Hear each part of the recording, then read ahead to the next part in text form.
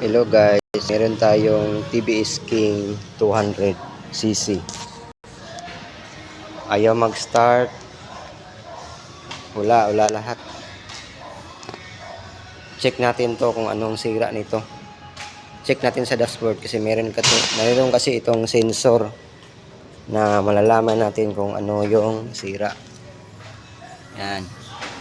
Kasi tinanggal kasi to.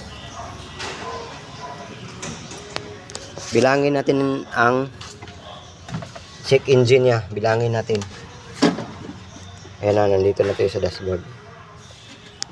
Yung unang ilaw, hindi natin dapat bilangin yon. Pangalawang ilaw, saka tayo magbilang. Tapos pag ilang sensor na, tapos naubos na yung sensor, nabasa, malalaman natin kung ano pag matagal sa umilaw, yun ibig sabihin babalik na siya sa yung unang sira niya. Check natin na. Sige, go. Yan ang unang ilaw, hindi kasali ito. Bilang tayo. Sige, umpisa na tayo. 1 2 3 7 17. Auto sensor yon. 1 2 3 1 2 3. Fuel injector, pangalawa. 1 2 3 4 1. Fuel pump, pangatlo. 1 2 3 4 1 2 3 4 5 6 7 8 9. Ngayon, throttle body. Yun, bumalik na siya sa nung una. Ang pagbilang nito guys is yung yung matagal ang blink, yun yung mahabang ilaw, yun ang bawa ito sensor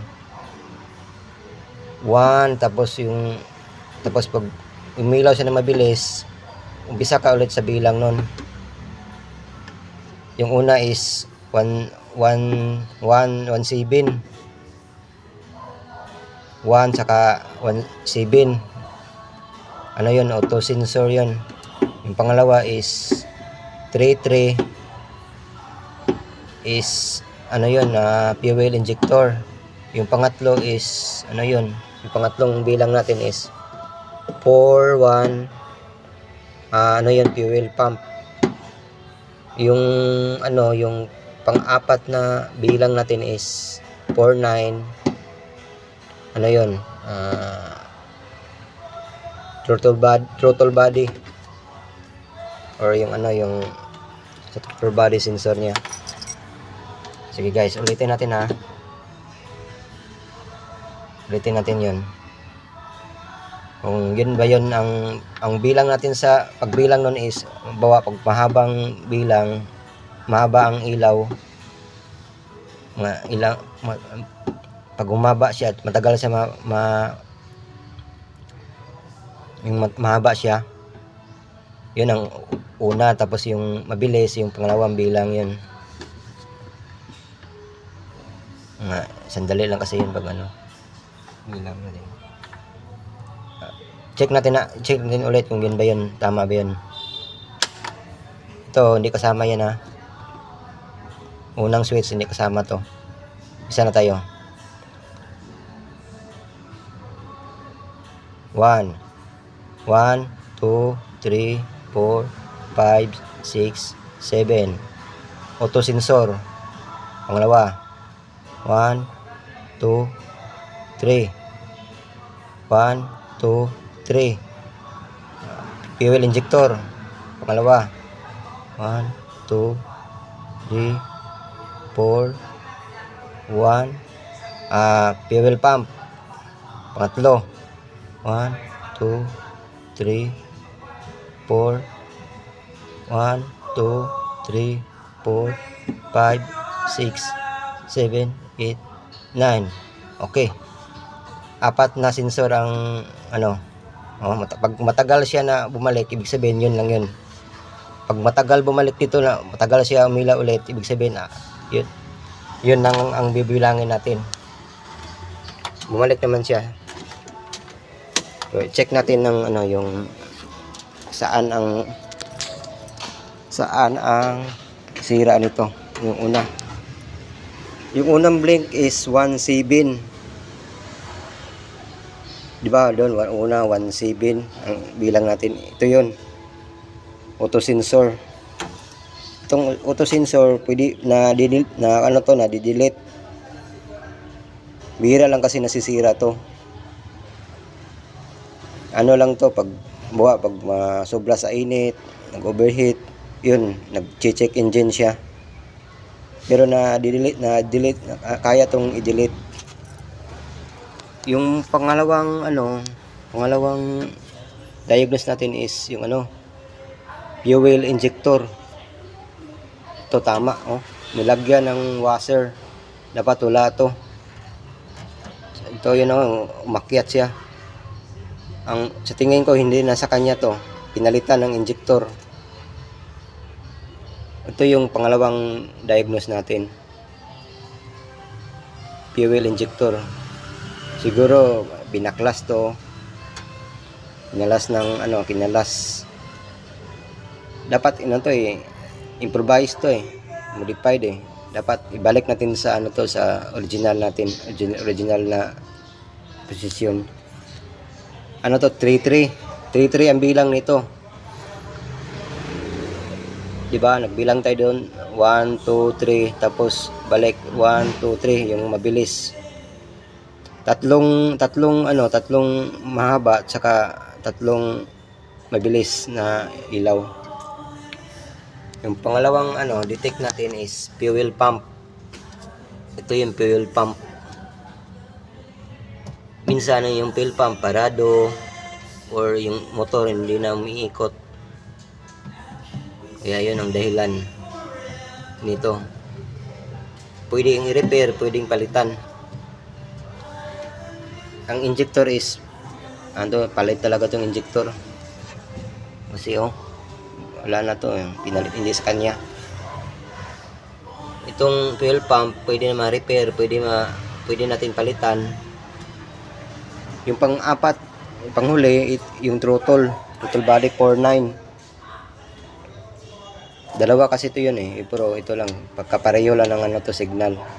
Ito yung throttle body. Dalawang sensor, TPS saka IEC. Ito yung TPS, ito yung IEC sensor, dalawa, pero pag nagpalit tayo nito is lahat na. Di tayo nakakabili ng nito, isa.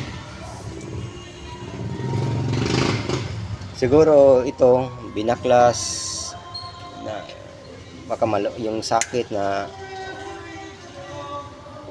luwag. Pero i-check natin yung mga wirings. Minsan kasi may naputol na wire. Kaya na-detect lahat. May wire na. Kasi yung dugtungan nito, yung positive na mayroong positive or ground natanggal or na sumayad.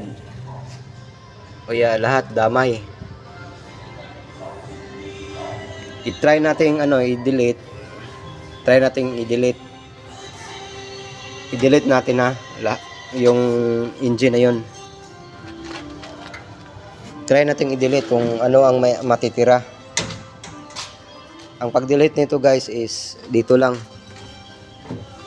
Pag-delete nito is on mo lang.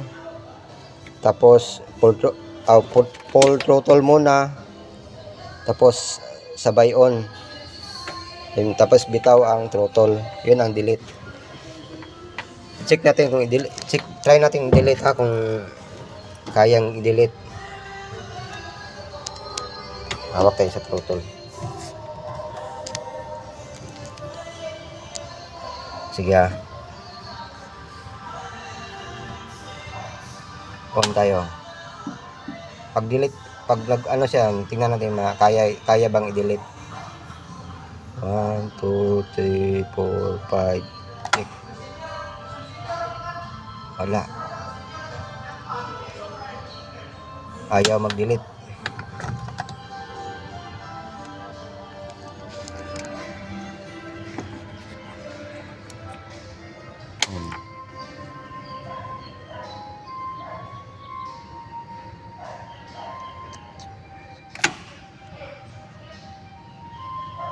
Yun.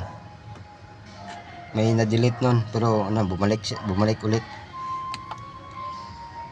Try pa natin ng isa kasi 4 yun eh. 4 yung binasa niya. On.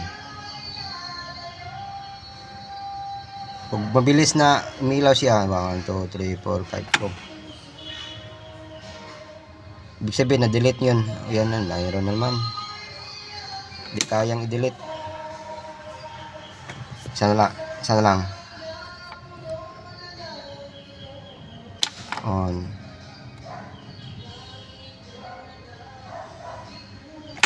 Oops.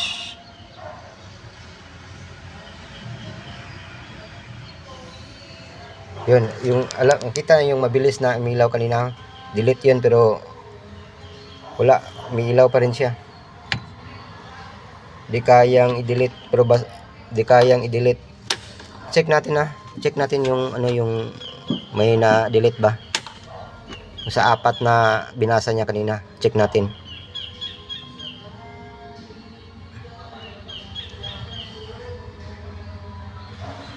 One, 2, 3, 4, 5, 6, 7. 1, 2, 3. 1, 2, 3. Pangalawa. 2, 3, 4. 1. Pangatlo. 2, 3, 4. 2, 3, 4, 5, 6, 7, 8, 9. So, wala. Di kayang i-delete. Dinelete ko na, ayaw mag-delete. Ibig sabihin, may problema talaga. May problema talaga to kasi hindi siya ma-delete. So, hapon na, 5 na, bukas lang ko na tatanggalin to. Basta chinek ko lang yung ano kasi yung ano yung anong sira. Anong sensor ang umilaw dito. Sige guys, salamat. Thank you for watching. Turo ko lang sa inyo kung paano ha. Tanong lang kayo sa akin. Magtanong lang kayo sa akin kung meron kayong ganito, kung paano mag-delete, paano magbasa ng mga sensor, comment lang kayo. Okay, salamat guys. Hindi kayang i-delete, di ba? Hindi na-delete. Hindi siya kayang i-delete. So, okay, hapon na. Bukas na. Maraming salamat. Kamotor is